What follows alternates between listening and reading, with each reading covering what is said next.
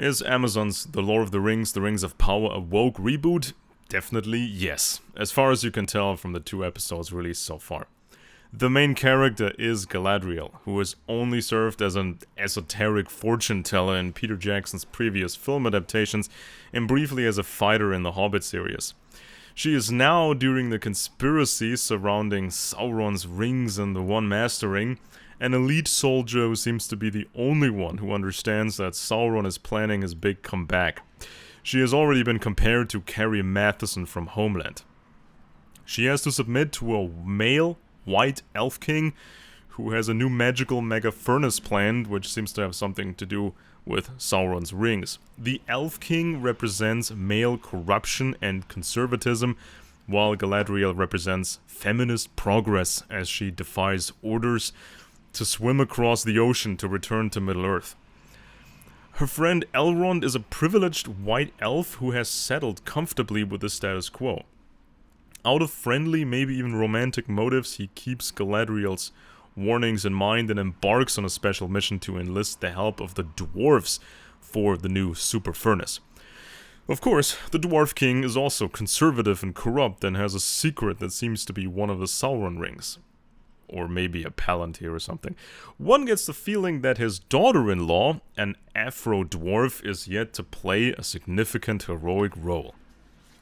Otherwise, there is an Afro-soldier elf who is sent home by his white superiors after a long-term occupation, including tensions with the local human population. He shouldn't step out of line, but simply follow the orders, and rewards and privileges will await him upon return. But of course, he steps out of line and has a forbidden romance with a human woman and investigates strange clues which of course lead to Sauron. Finally, we get Nori from the nomadic Harefoot hobbits who look dirty like homeless people and are very different from the arch-conservative clean hobbits from the Peter Jackson films, who weren't in the mood for change and adventure but tended their lawns. But even with the Harefoots, Nori is expected to fit into the standard program and not try new things. Of course, she represents feminist progress and finds a strange man who lands on Earth with a comet, probably a wizard. Tolkien wanted to create a white British mythology because Britain didn't have its own but only copied foreign myths. His father was a bank manager and he was allowed to go to an elite school and then to Oxford. He survived the First World War, and in the Second he was temporarily intended to serve as a code breaker, which meant the establishment trusted him. He understood the delicate nature of power and dreamed of anarchist ideas, but he was not a typical leftist. In Lord of the Rings, the original books, the decisive characters are often nobles, princes, somehow special. Leftists later forced their ideas into his stories. A colorful, multicultural troop taking on a conformist fascist-like empire. When the Hobbit trilogy hit theaters, some reviewers grumbled that the story was very conservative and reactionary. A group of white male dwarfs set out to reclaim their ancient kingdom in the mountain. They have felt oppressed for too long without due respect. And all of this contradicts the so-called Marxist critical theory, which in principle wants to attack everything that is considered normal or established. All techniques of discrimination are employed, but it is claimed that discrimination occurs only when an established, powerful group talks crap about a weak group. So you want to make everything equal that way. But if you adapt a story like Tolkien's with the intention of trashing everything traditional, then the problem arises that almost everything and everyone is portrayed negatively. You really don't like any characters or structures. Amazon plans to spend up to $1 billion trashing Middle-earth. Classic filmmaking says that the audience should like as many characters as possible, their motives and structures. In the Peter Jackson films, Middle-earth is a place where, despite the dangers, one would like to live, to exist, whether as a proud knight of Gondor, a cool strider, an elf, a wizard, or a hobbit. But you want to keep your distance from Amazon's Middle-earth. You don't see proud human knights in the first 2 episodes, you only see frustrated and questionable villagers. The elves seem like a normal empire and have nothing attractive elf-like about them, other than their nature and artistry and their ears. The hare-footed hobbits seem like the total cliché of filthy nomads.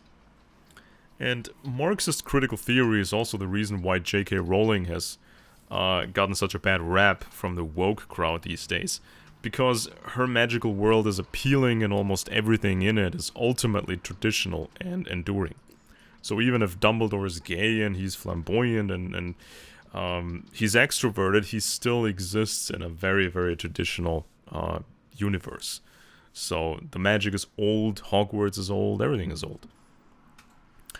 Amazon does not behave like a corporation that makes money by catering to the public, but rather like a socialist government that imposes a specific politicized form of art on the people, no matter what the cost. So, what about the actors and characters? It has been said by disappointed viewers and reviewers that the actors are really bad. That's not correct. They come across as competent theater actors who would be well placed in a Hamlet play, but for a $1 billion show, that's not enough. Since you can't keep producing one expensive action scene after another, the series consists of a lot of dialogue scenes, so you're looking at a lot of faces and listen to a lot of voices. The cast of Peter Jackson's trilogy didn't work because they were all white, but because they had very interesting voices and faces. Elijah Wood's angelic face, Ian McKellen's cliche-perfect voice and delivery, Carl Urban's and Viggo Mortensen's, lady killer faces, Orlando Bloom for the younger ladies in the audience, etc. Everything was designed to get the characters, to make the characters and the groups likable. And you don't like anyone in Amazon's Rings of Power. Not even the characters you are supposed to like, according to the political and social message. So, on their own, Galadriel or Nori or Elrond are brave and self-sacrificing characters, but it's just a fantasy story. If I want to see art-free real heroes, then I can always look at the fates of Ukrainian soldiers these days. As with almost all Amazon productions, the casting was a failure, and you can't blame the critics afterwards for being racist. What about the script? There was no need to reinvent the wheel for the Amazon series, because roughly everything was already in place. Sauron as a villain and the new type of fellowship to fight him. One Ring. The One Ring was always just a plot device, a MacGuffin, a doomsday weapon like those found in countless science fiction screenplays over the last couple of years. It made sense to tell the origin story of the One Ring and the other Sauron rings, because there is little else that has continuity than anything that doesn't pale in comparison to the stories we already know. I mean, for some time, the idea was tossed around to create a story around a younger Aragorn, but this story would have been small compared to the later events, and Amazon wants to do 5 seasons of this show. And it is kind of exciting when various rulers in the new show have apparently already gotten involved with Sauron's rings, and they want to sabotage everything that stands in the way of their agenda. The Peter Jackson trilogy, in the cinematic versions, if you combine them, if you watch them back to back, that's around 10 hours, which roughly corresponds to a single season for the Amazon series. However, Amazon is planning several seasons, I believe 5, and here the need arises to stretch the predictable and thin plot enormously. In the very first Jackson film, the pacing is really snappy. You get the brief backstory of what's going on, then Gandalf and Frodo realize they have the One Ring. We learn that Sauron already has his sights set on the Shire, and then the Hobbit group's perilous journey begins. In Amazon's series, the story just bubbles along. Galadriel does find Sauron's mark in an abandoned northern fortress, but that's not conclusive evidence of anything, so the elves just head back home, where we then get unexciting dialogue scenes. The Afro elf, who always just looks around sullenly and frustrated, is following some leads that we already know, where they where they will lead up to. Nori's subplot with the asteroid man is completely stupid. Elrond could actually have a quick meeting with the dwarf prince, but instead we have to watch a stupid stone-breaking competition first, and then a dinner dialogue with the princess Afro wife. Peter Jackson could still, back then, especially in the extended editions of his films, take the time to show things from Middle-earth that made the different groups even more sympathetic. Whether it's pipe smoking, a long bottom leaf tobacco, happy drinking rounds, or a side quest. In the Amazon show, Galadriel cannot simply refuse her trip to Valinor, but has to go on that cruise, almost finish the cruise, standing stiffly like in a Crusader painting, then jump into the water, swim for a while, then find a raft made of debris from people, debris, made by people whose ship was attacked by a giant beast, which of course then attacks again. Bad scripts have been the top problem in the film industry for many years, especially the big streaming platforms now, Amazon and Netflix. One cannot just brush away the criticism here with by pointing at some diehard Tolkien fans that were not maybe fully served. Next, the directing. Peter Jackson wasn't just a hired director. He was a diehard Tolkien fanatic who, through his persistence, made the films possible in the first place.